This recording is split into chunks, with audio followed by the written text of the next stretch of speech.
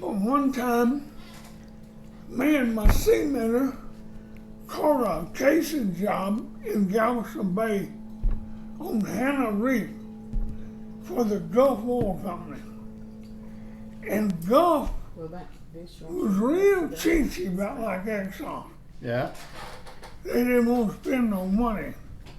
So instead of renting a regular sized barge like everybody else, they rented a little bitty barge. We could barely get our equipment on the barge, and there wasn't no room around it. And it was the northern blowing. There's about 4 foot seas.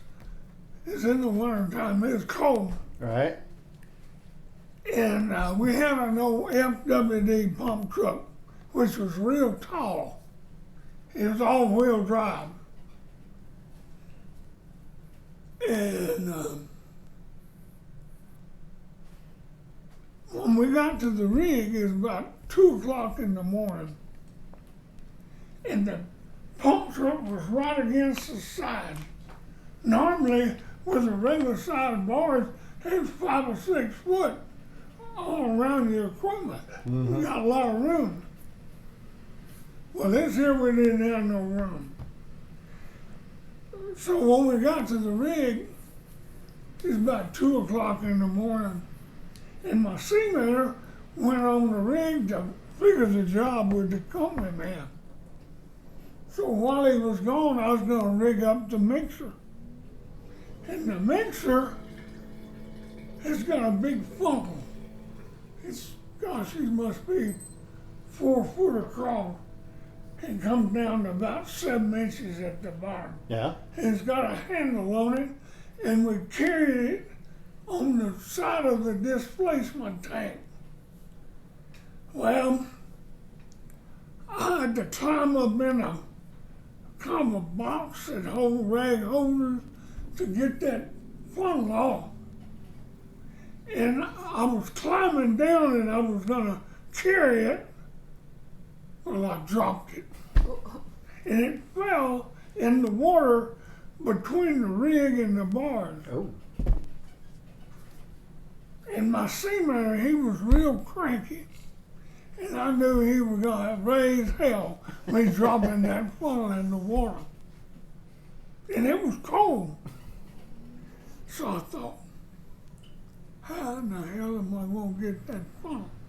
Because those inland barges that them drilling rigs in Galveston Bay, before they brought the rig in, they'd put a shell pad out underwater and they'd set the rig down on that shell pad. And like this was a rig, we was right there, and they was cluster piling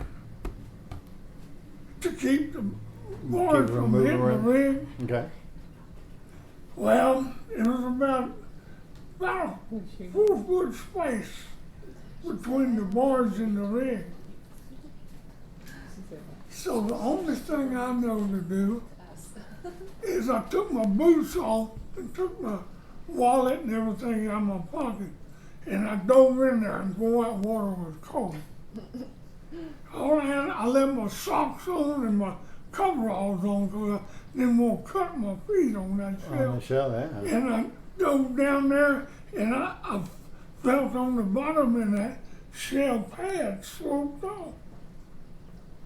So I swum underneath that barge, and I found it. It was about 10 foot underneath that barge. Damn. So I knew I couldn't get up and get back on the barge. So I went and woke that boat driver up. He was asleep. His name was Big Loop. Had size 16 feet. And I said, "Wake up, Big Loop." He said, "What do you want?" I said, "I need you to help me for about 5 minutes." "What do you need me to do?" I said, "You come." So I got a chain with a hook on it. And I told him, I said, "When I jerk on that chain 2 or 3 times, you start pulling." And I said, "I'm gonna dive down there and get that hopper and with that chain, that hook, and hook it in the handle. But if you give it any slack, that hook will come unhooked. He said, "You mean you're swim underwater?" I said, "Yeah, I'll swim underwater."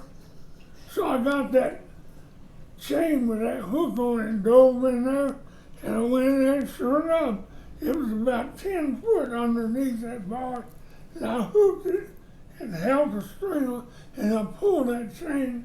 Man, I don't believe we had to pull it.